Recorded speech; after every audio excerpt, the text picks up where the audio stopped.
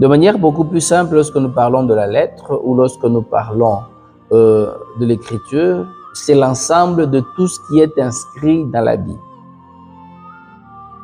Qu'est-ce qui est inscrit dans la Bible? Nous avons les paroles de Dieu, nous avons les paroles de Satan, nous avons les paroles des démons, les paroles des anges de Dieu, les paroles des anges, les paroles des apôtres, les paroles de prophètes, c'est-à-dire les paroles de tous les personnages bibliques.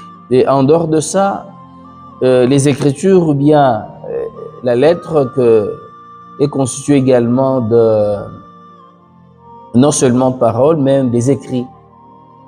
Les écrits des dieux, les écrits des prophètes, les écrits des apôtres, les écrits de rois, les écrits de tous les personnages bibliques constituent également, font partie également des Écritures, également tous les faits sociaux, les mariages, les guerres, des constructions, tout ce qu'il y a comme fait, tout ce qu'il y a comme faits sociaux qui sont inscrits dans la Bible, ça fait partie des Écritures.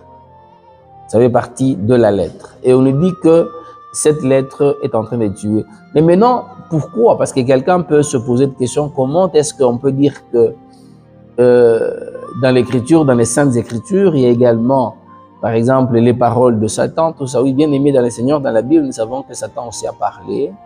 Même si Satan a parlé, comme c'est inscrit dans la Bible, comme ça était inspiré par Dieu et que ça se trouve inscrit dans la Bible, ça demeure la parole de Dieu. Donc, on va voir dans quelles circonstances Satan a parlé et quelle est la pensée de Dieu cachée derrière ça. Voilà, ce qui est très important dans tous les faits sociaux qui se retrouvent, dans toutes les paroles, même dans tous les écrits, il y a toujours la pensée de Dieu.